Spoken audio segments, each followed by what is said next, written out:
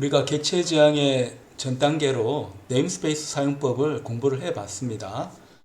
오늘부터는 본격적인 객체 지향으로 들어가서 클래스를 정의해서 사용하는 방법을 학습하겠습니다. 우리가 객체 지향을 공부하고 있기 때문에 클래스를 공부하기 전에 객체 지향의 기본적인 개념부터 한번 알아봐야겠습니다. 객체 지향의 주인공은 누구입니까? 당연히 객체가 되겠죠. 자, 객체는 영어로 하면 object이라고 하는 건데 더 쉬운 말로 하면 목적물입니다. 아니면 더 편하게 하면 물건이라고 볼 수 있겠죠.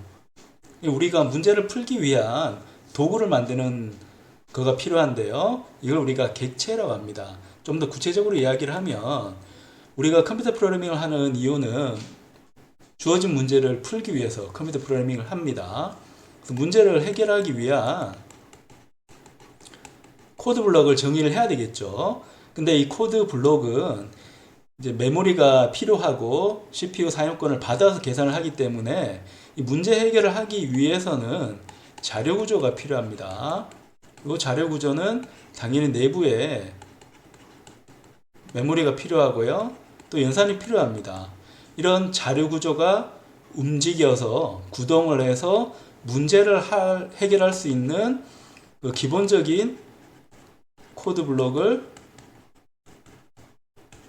객체라고 합니다.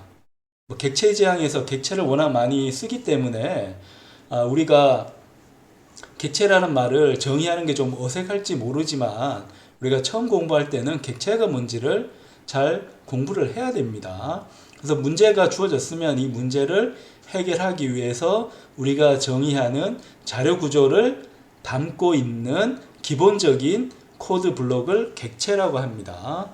그래서 객체는 굉장히 큰 개념입니다. 객체가 이렇게 굉장히 큰 개념을 이루고 있으면 이 객체를 다루기 위해서는 먼저 코드 블록이기 때문에 코드 블록을 우리가 실제 구현을 해야 되니까 구현하기 위한 키워드, 문법이 필요할 겁니다. 그게 바로 클래스라고 하는 개념이고 이 클래스는 쉽게 말하면 객체를 구현하기 위한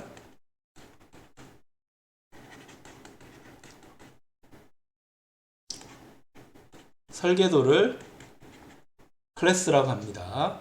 클래스에는 객체가 어떻게 설계되는지가 담겨져 있습니다. 근데 클래스는 어떤 구조를 가지고 있다고 했습니까? 자료 구조를 가지고 있다고 했죠. 그래서 이 클래스 안에는 기본적으로 자료 구조가 어떻게 구성이 돼서 문제를 해결하는지가 명확하게 적혀져 있습니다. 그러니까 자료 구조이기 때문에 이 자료 구조는 당연히 메모리를 가져야 되고요. 메모리를 가진다는 건 뭡니까? 변수를 선언한다는 거죠. 어떤 변수를 선언을 할 건가 하는 거고, 또 자료 구조는 메모리만으로 구성되는 게 아니고 이 메모리, 이 변수가 선언돼서 문제를 풀기 위해서 활용이 돼야 됩니다. 이걸 우리가 함수라고 하잖아요. 함수를 어떻게 만들어서 호출을 하는지도 구성이 되어져 있어야 됩니다. 그래서 이 클래스 안에는 기본적으로 변수하고 함수가 있고, 요 함수가 변수를 참고해 가지고 기능을 수행을 하잖아요. 그래서 서로 호출하는 관계, 변수를 이제 불러와서 어떤 함수를 호출하는가에 대한 관계가 클래스에 들어가 있습니다. 그래서 이 클래스는 객체하고는 다른 겁니다. 객체는 문제를 풀기 위한 기본적인 이제 코드 블록의 집합체라고 하면 그 코드 블록의 집합체를 어떻게 설계하는가에 대한 정보가 담겨 있는 게 클래스가 됩니다. 그래서 이 클래스를 이용해 가지고 우리가 이 클래스를 실제 실행을 하게 되면 클래스는 설계도니까 이 설계도를 가지고 실행을 하게 되면 나오는 게 바로 객체가 나오는데, 보통 이제 객체라고 부르는데 좀 더 구체적으로 이야기를 하면 객체는 굉장히 큰 개념이라 했잖아요. 굉장히 큰 개념인데 클래스를 실행하면 객체가 나온다면 조금 미흡한 점도 있기 때문에 요 객체라는 말 대신에 객체를 실행해서 나오는 결과물은, 그러니까 설계도를 이용해서 구현한 그 결과물, 실체는 우리가 인스턴스라고 부릅니다. 인스턴스. 자, 인스턴스는 영어를 그대로 직역을 하면 예시라는 게 될 수 있는데요. 요 클래스의 예시가 바로 인스턴스입니다. 근데 컴퓨터 분야에서는 워낙 기술이 빠르게 바뀌어서 번역을 하지 않기 때문에 예시라고 할 수도 있겠지만 그냥 인스턴스라는 말 그대로 사용을 합니다. 그래서 클래스는 객체의 설계도라고 하면 인스턴스는 클래스의 실행 결과물입니다. 자, 이 관계를 잘 봐야 됩니다. 문제를 풀기 위해서 내가 이 문제를 풀기 위한, 그러니까 기본적인 코드 블록을 이제 정의를 해줘야 되는데 그걸 객체라고 했고, 그럼 이 코드 블록을 구체적으로 어떻게 만드는가가 바로 클래스가 되는 거고요.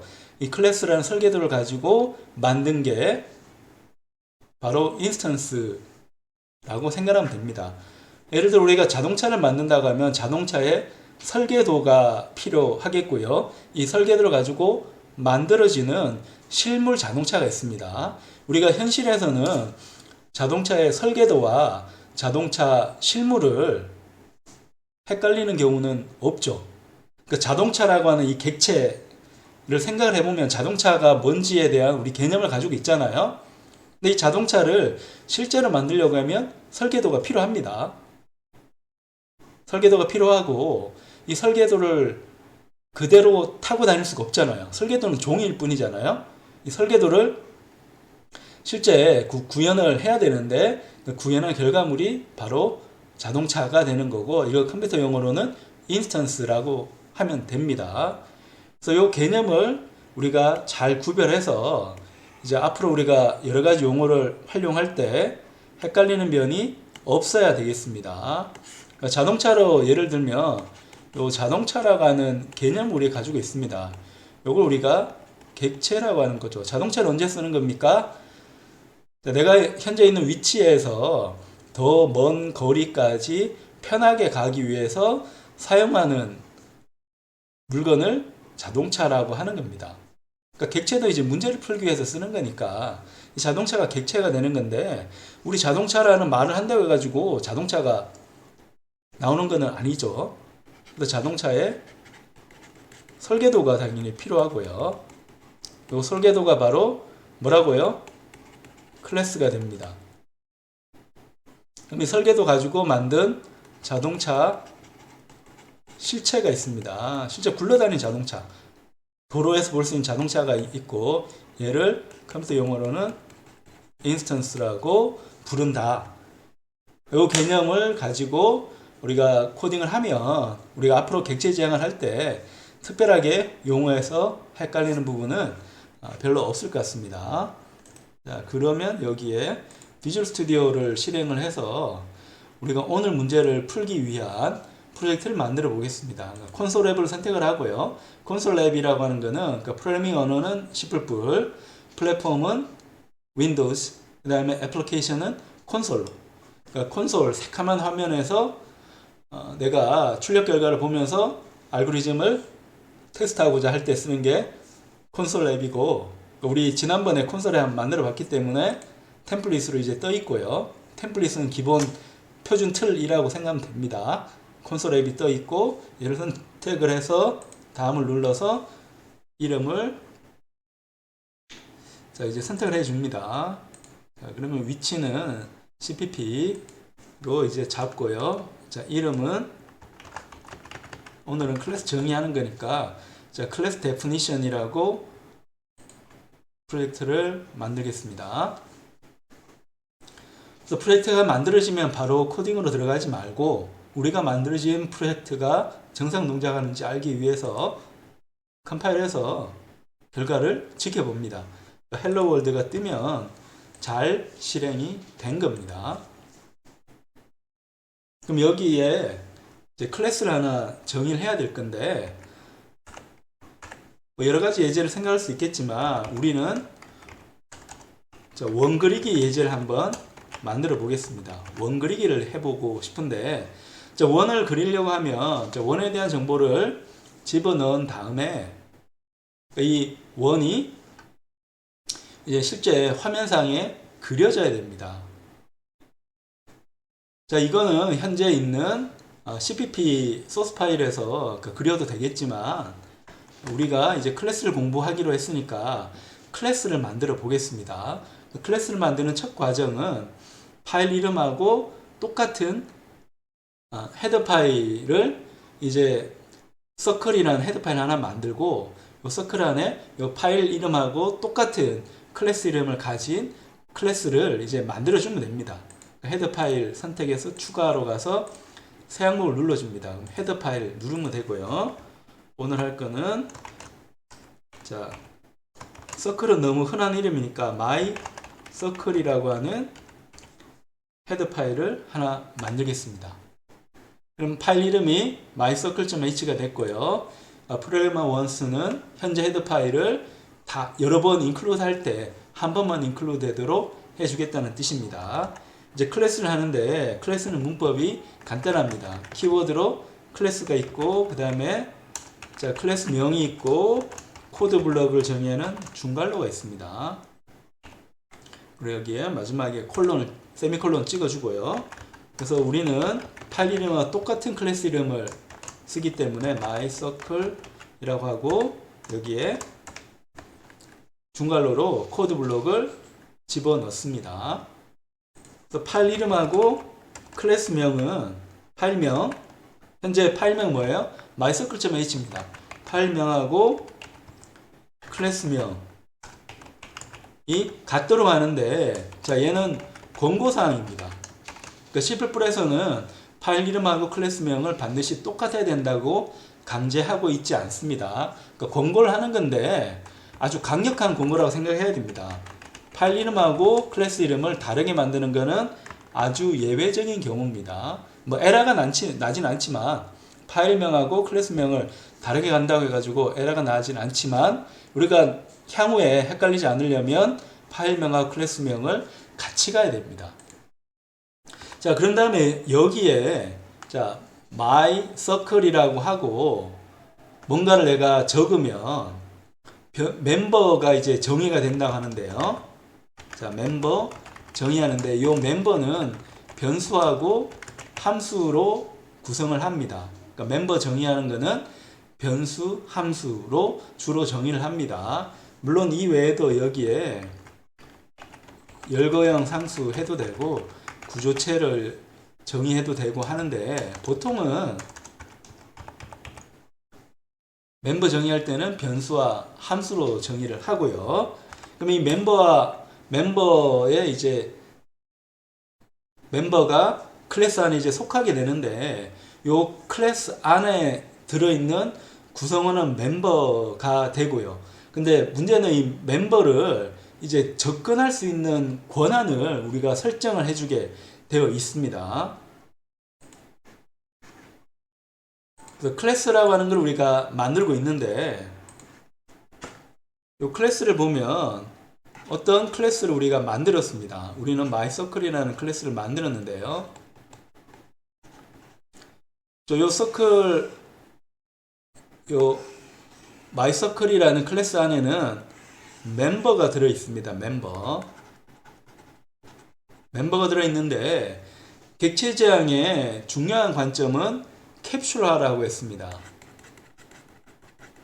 캡슐화라고 하는 것은 내가 사용하는 전역으로 정의된 변수와 함수를 이제 더 이상 전역이 아니고, 내가 필요할 때마다 내가 전역으로 정의한 변수와 함수를 접근할 수도 있고 접근하지 않을 수도 있고, 그런 선택 권한을 프로그래머에게 주는 방식이 바로 캡슐화가 됩니다. 우리가 일상생활에서 사용하는 캡슐처럼, 캡슐은 무언가를 보호하기 위해서 외부에 갖다 붙이는 껍데기를 캡슐이라고 하잖아요. 그러니까 클래스에도 이제 캡슐을 쓴다고 하는 것은 안에 있는 멤버를 보호하기 위한 껍데기를 만들어 주는 겁니다. 그게 바로 우리가 지금 개발하고 있는 mycircle이라고 하는 클래스 문법이 되겠습니다. 이런 식으로 중괄호로 둘러싸게 되면 캡슐화가 이루어지게 됩니다. 자, 멤버에 대한 접근이 가능 혹은 불가능하게 선택이 가능하다는 겁니다. 그래서 외부에서 볼 때는 정보가 은닉이 되는 거죠. 안에 내부는 굉장히 복잡한데 이걸 숨겨놓고 사용을 할 수 있도록 해주는 게 바로 캡슐화의 장점이 되겠고요. 객체 지향의 굉장히 중요한 특성 중에 하나입니다. 이 클래스가 없다고 하면 우리가 변수와 함수를 헤드 파일에 정의를 하면 전역으로 사용이 되니까 오작동을 할 우려가 있습니다. 이런 걱정이 있기 때문에 간단하게 전역 변수와 함수를 캡슐화 시키기 위한 방법은 네임스페이스를 정의를 하는 건데 이 네임스페이스는 완벽한 객체 지향은 아닙니다. 멤버의 접근 권한을 선택적으로 프로그래머가 조정할 수는 없고 네임스페이스 안에 넣어놓으면 기본적으로 접근을 못하는 거고 네임스페이스에 접근하려면 뉴징 이용해가지고 네임스페이스를 다 풀어주든가 아니면 콜론 2개 찍어서 네임스페이스 이름을 통해서 접근을 멤버의 접근을 해야 됩니다. 근데 클래스는 더 나가서 내부에 있는 멤버들을 프로그래머가 선택할 수 있습니다. 어떻게 그게 가능한가 하면 여기에 바로 요 퍼블릭하고 프라이빗이라는 키워드가 이제 등장을 합니다. 자, 퍼블릭이라고 하면 퍼블릭 멤버를 정의하는 겁니다. 퍼블릭 멤버를 정의하고 싶으면 퍼블릭하고 콜론이라고 하면 됩니다. 퍼블릭 멤버 정의를 하는데 자, 콜론 밑에 있는 코드 블록의 변수와 함수는 모두 퍼블릭입니다. 그러니까 퍼블릭이라는 것은 외부에서 접근이 가능한 것을 퍼블릭이라고 합니다. 외부에서 접근 가능한 것을 퍼블릭 멤버라고 이야기를 합니다. 근데 퍼블릭의 반대말은 프라이빗이라고 생각할 수 있겠죠. 그럼 밑에 있는 문법은 프라이빗 멤버를 정의를 하는 건데 프라이빗 멤버는 당연히 외부에서 접근 불가능입니다. 외부에서 접근이 가능한가 가능하지 않는가가 이제 우리가 이해해야 되는 부분인데 서클이라고 하면 이런 생각을 해볼 수 있을 것 같습니다. 서클은 원점이 있고요. 그러니까 서클의 중심이죠. 자, 서클이라고 하면 자, 원 그리기 우리 하는데 중심 좌표가 있어야 되고요. 중심 좌표는 XY로 이제 중심 좌표가 있어야 되고 근데 또 뭐가 있어야 됩니까? 반지름이 있어야 됩니다. 반지름. 레이디어스라는 반지름이 이제 있어야 됩니다. 그래서 이 객체의 그러니까 속성을 보면 이 변수는 원의 중심 좌표가 있어야 되고 또한 반지름이 있어야 됩니다. 그리고 그려줘야 되니까 그린다는 거는 기능이잖아요. 함수기 때문에 그리는 함수가 클래스 안에도 포함이 돼야 됩니다. 이걸 퍼블릭과 프라이빗 두 가지로 한번 만들어 보겠습니다. 예를 들어 반지름은 퍼블릭으로 한다. 이 반지름은 정수가 아니죠. 반지름은 소수점이 될 수 있기 때문에 더블로 선언을 해야 됩니다. 마치 변수 선언하는 것처럼 퍼블릭 콜럼 밑에다가 변수 선언을 그냥 해주면 됩니다.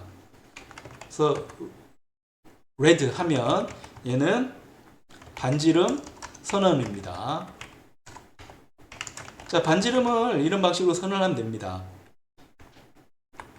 근데 비주얼 스튜디오에서는 이 멤버를 명확하게 하기 위해서 클래스의 멤버인 경우는 m 언더바를 하도록 권고를 하고 있습니다.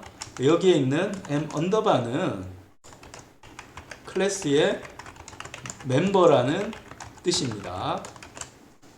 클래스 멤버라는 뜻으로 m 언더바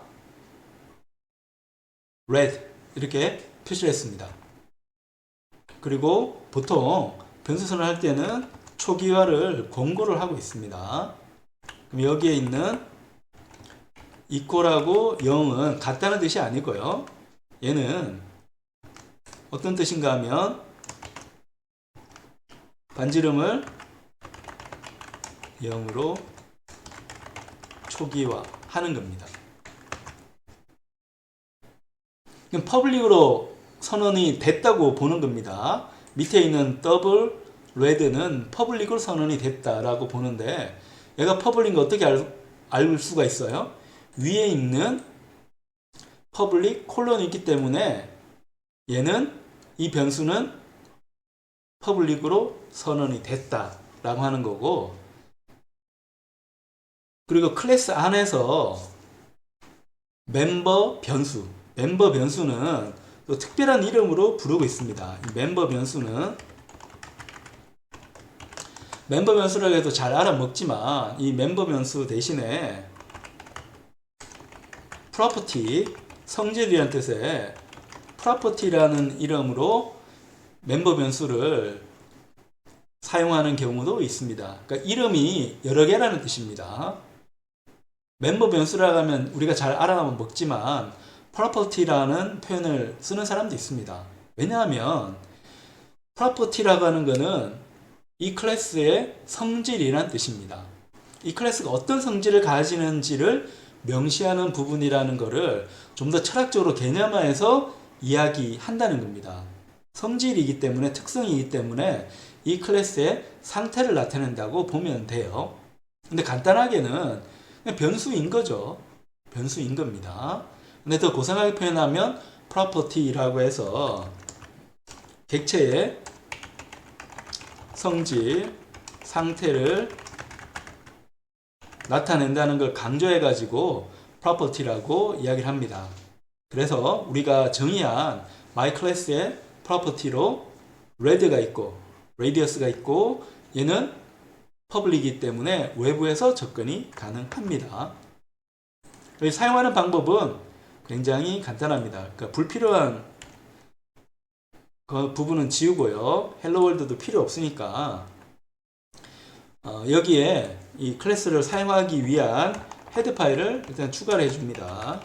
include에서 쌍따옴표 합니다. 쌍따옴표는 현재 폴더를 검색해서 헤드 파일 갖고 온다는 거죠. 그 쌍따옴표를 누르면 내가 좀 전에 만든 my class 헤드 파일이 뜹니다. 얘를 갖고 오고요. 그리고 사용하기 위해서는 마치 변수처럼 사용하면 됩니다. my circle.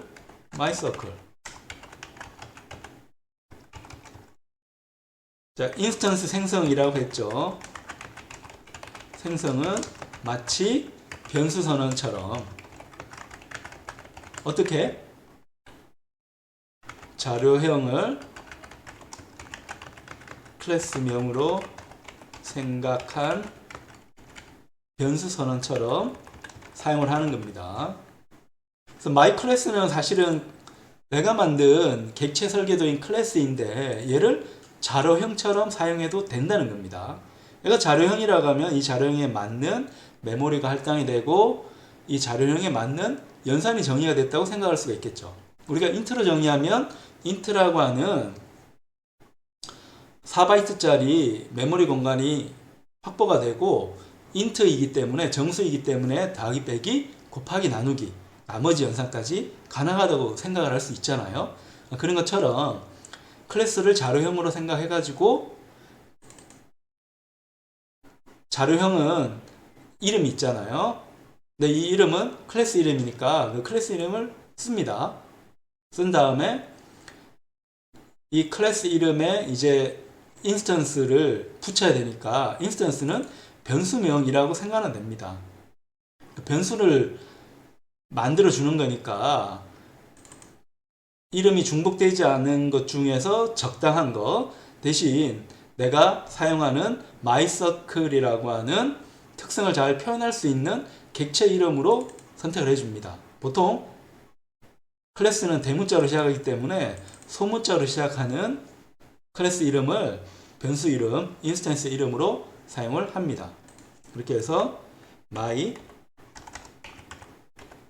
circle 하고 멤버에 접근할 때는 점을 찍습니다. 그러면 mRead라는 게 뜹니다. 자, 이렇게 생각하면 됩니다. 클래스에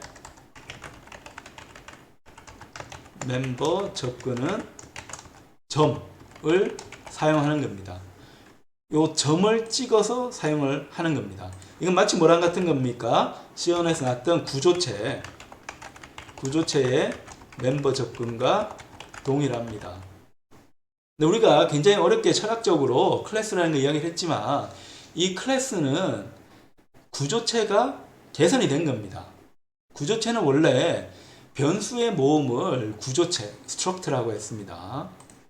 구조체는 스트럭트입니다. 구조체 안에는 멤버 변수만 있습니다. 자, 멤버 변수만 있어서 다양한 자료형의 메모리 구조를 표현하고 싶을 때 구조체를 정의했습니다. 그러니까 int도 일부 필요하고 캐릭터도 필요하고 더블도 필요하고 배열도 필요하고 이걸 하나로 합쳐서 관리하고 싶을 때 구조체를 썼죠.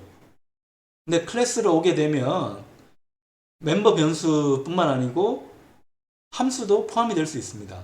함수를 포함 안 시킬 이유는 사실 없었죠. 구조체가 워낙 유용했기 때문에 이 구조체 개념을 더 발전시켜서 함수 이름까지 함수 정의까지 써서 구조체를 만들 수 있게 했습니다. 근데 예전에 사용했던 구조체와는 이름을 좀 바꿀 필요가 있으니까 훨씬 더 많이 개선됐고 객체 지향이라는 새로운 철학이 들어갔으니까 같은 이름을 쓰면 오히려 헷갈릴 수 있으니까 새로운 이름인 클래스를 도입을 했습니다.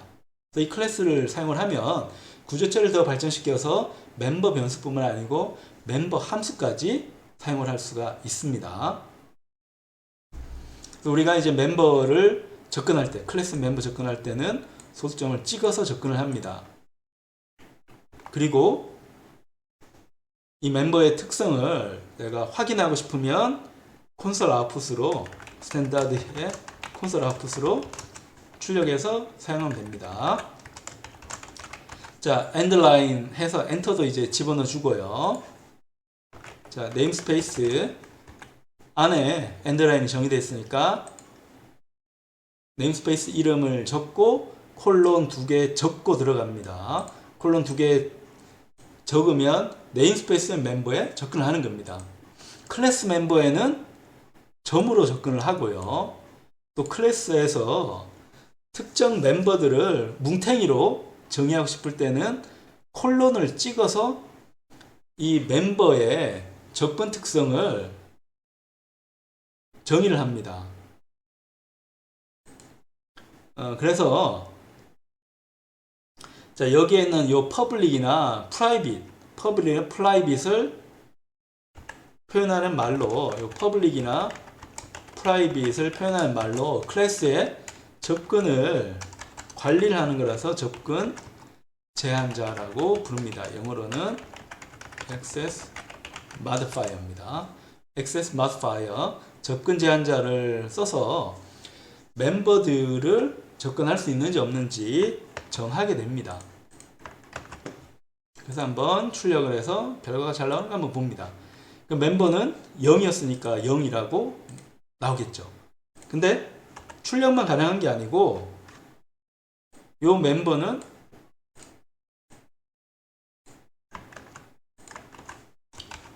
설정값을 바꿀 수도 있습니다. 나는 이제 10을 하고 싶으면 10.2 하고 싶으면 10.2 하고 값을 써주고 출력해 보면 값이 바뀐 거를 확인할 수 있습니다.